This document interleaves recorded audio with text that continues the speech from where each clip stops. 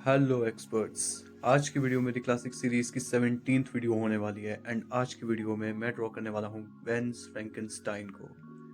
तो वीडियो को स्टार्ट करने से पहले अपने साथ में अपना पेन पेपर पेंसिल स्केचबुक कुछ ले लीजिए जिससे आप इस वीडियो को देखते देखते साथ में प्रैक्टिस कर पाए। अब देखो इस वीडियो को देखते देखते साथ में क्यों प्रैक्टिस करना है। ताकि आप ज़्यादा अच्छे से समझ पाओ और सीख पाओ, क्योंकि अगर आप मेरी तरह हो जो कि कोई प्रोफेशनल ट्रेनिंग नहीं लेता है कहीं से, ना ही आज तक कभी आर्ट स्कूल गया है, सिर्फ यूट्यूब के वीडियोस देख कर ही सीख रहा है, तो इट्स रियली इम्पॉर्टेंट कि आप उस वीडियो को देखते देखते साथ में प्रैक्टिस करो, तभी आपको कॉन्सेप्ट्स अच्छे से क्लियर हो पाएंगे। Hope you got the point. तो चलो वीडियो को स्टार्ट करते हैं, अपना सामान ले लो साथ में। सो ऑलवेज स्टार्ट करेंगे हमारे स्टेप नंबर 1 से, जो कि है सिंप्लीफाइंग का। अब देखो हम लोग सिंप्लीफाइंग क्यों करते हैं? वेल इन शॉर्ट हम लोग सिंप्लीफाई इसीलिए करते हैं ताकि हम लोग खुद को ये समझा सके कि जो भी चीज़, सब्जेक्ट और रेफरेंस हम लोग ड्रॉ कर रहे हैं वो कौन कौन से एंगल पर है, कैसे उसके प्रोपोर्शंस हैं एंड कैसा कैसा वो पेपर के ऊपर कितना स्पेस घेरेगा।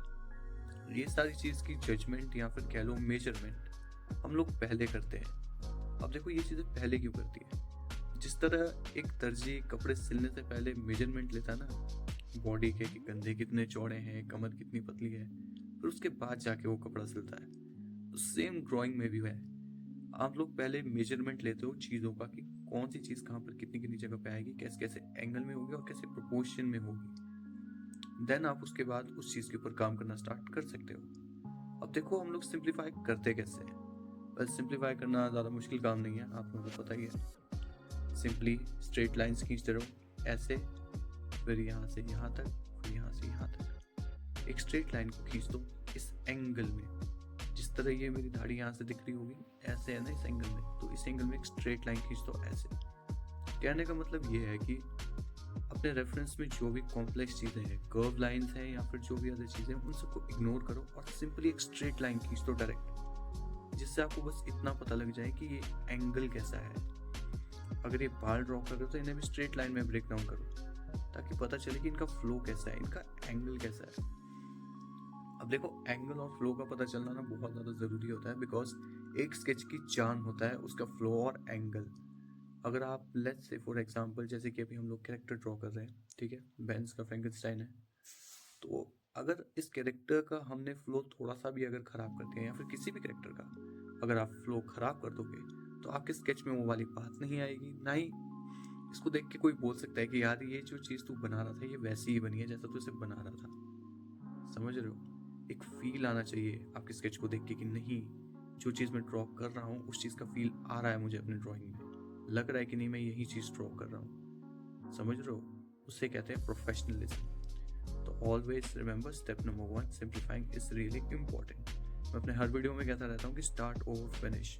मैं ऐसे ही नहीं कहता हूँ, स्टार्ट ज़्यादा इम्पोर्टेंट है इस बात के कंपैरिजन में कि आप कैसे फिनिश करोगे अपने स्केच को। ओके, इस चीज़ को लिख लो और बिल्कुल याद कर लो, बहुत ही इम्पोर्टेंट चीज़ है ये। तो जब हम लोग एक स्ट्रेट लाइंस का यूज़ करके स्ट्रक्चर बना लेंगे तो हम लोग उसे फिर बाद में हल्का हल्का इरेज कर लेंगे। अब इतना ही इरेज करना जितने में आपको वो एक छाप सी छोड़ जाए पेपर के ऊपर, मतलब आपको दिखना चाहिए कि जो पहले वाली लाइन्स थी वो कहाँ कहाँ कितनी कितनी है। बाकी किसी को दिखे या दिखे उससे कोई फर्क नहीं पड़ता।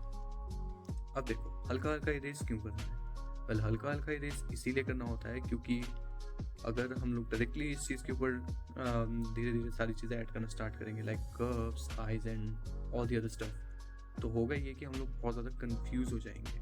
हमें समझ ही नहीं आएगा कि यार हम लोग कर क्या रहे हैं, कौन सी लाइन कर्व है, कौन सी लाइन स्ट्रेट है, कहाँ पर क्या था। एंड फिर आप फ्रस्ट्रेट हो जाओगे और फ्रस्ट्रेट हो जाओगे तो फिर आप गुस्से में पूरा ड्राइंग ही फाड़ दोगे।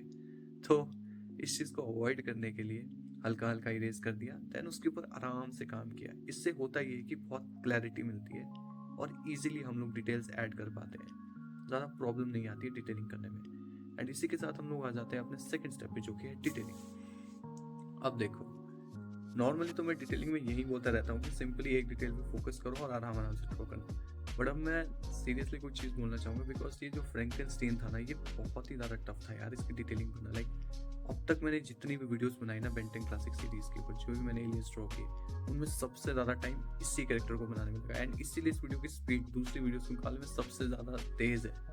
समझ रहे हो?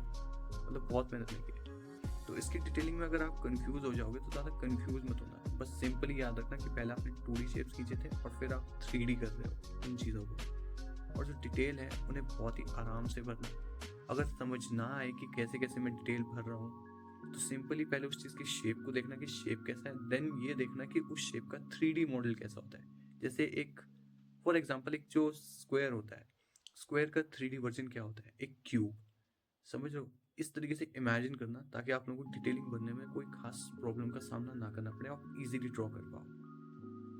एंड अगर फ्रस्ट्रेट हो जाओ तो फिर कुछ देर के लिए स्केच बुक बंद करो, बाहर जाओ, वॉक करके आओ, थोड़ा फ्रेश एयर लो, जिससे थोड़ा मूड फ्रेश हो जाए। क्योंकि कई बार हो जाता है ऐसा कि जब हम लोग डिटेलिंग भर रहे होते हैं ना, तो कई बार दिमाग खराब हो जाता है कि समझ नहीं आता कि हो क्या रहा है। तो उस केस में इट्स बेटर कि आप लोग थोड़ा सा स्टेप बैक लो और फ्रेश एयर लेके आ जाओ और फिर स्टार्ट करो। सो लास्ट पॉइंट हमारा रहेगा इंकिंग का। अब इंकिंग बहुत ही सिंपल सी बात है, बस एक ही बात का ध्यान रखना है कि जो भी आप लाइन खींच रहे हो इन करते हो, आपकी इंकिंग की लाइन इधर उधर नहीं होनी चाहिए, समझ रहे हो? सॉरी, इधर उधर क्या हो रहा है, तो जो है इधर उधर आपकी लाइन नहीं जानी चाहिए। अगर वो चली गई तो कोई फायदा ही नहीं है पहले वाले 2 स्टेप्स करने का। ओके, तो अपनी लाइंस को, इंकिंग को बहुत ही आराम से करना, टाइम लग जाए चाहे कोई चक्कर नहीं, बट आराम से करना। एंड यही थे आज की वीडियो, मैं आपसे मिलूंगा नेक्स्ट वीडियो में।